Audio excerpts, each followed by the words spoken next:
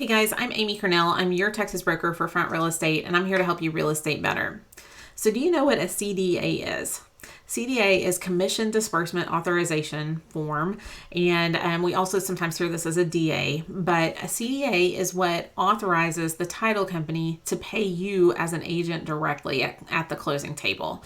So what used to have to happen was that the title company would write a check to the broker, because the broker is the one who has the agreement with both the buyer or the seller, whichever one we're representing on that transaction.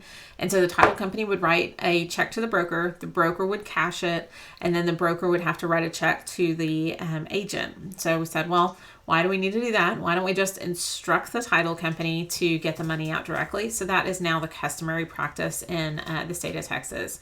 So it allows that agent to really get that payment right. Normally, I will tell you, not right at closing, just because that's a little awkward. You've got your client there and you're like, hey, where's my check? I don't think that's best form. I think instead, but you should wait for the closing to happen, the funding to happen, and then after funding, get with the title company and they'll be able to either get you a check or wire the funds. For my company, so every company is going to be a little bit different as far as what their practices are related to how to prepare the CDA and how to do that. For our company, we use SkySlope as our transaction management software. And so from the brokerage perspective, we're just constantly going out there and checking. And as soon as everything off the checklist is done, then we're able to prepare a CDA.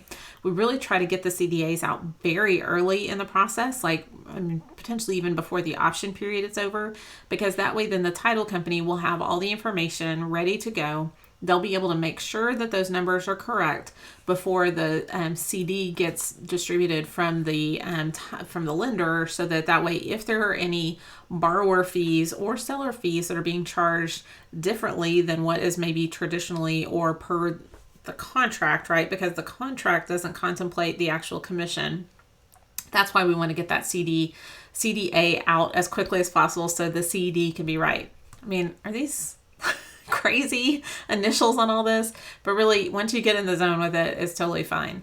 So for us, once everything's out on SkySlope, we're just going ahead and preparing that. We will copy our agent on it when we send it to the title company so they can make sure that that everything's right. The agent really is ultimately the one responsible to make sure that what was on the buyer rep or listing agreement is carried out and that it is accurate. So I wanted to just show you one of these so that way you can see. So you can see it kind of has some general information about the property address. Again, your form may look different than this if you're with a different company.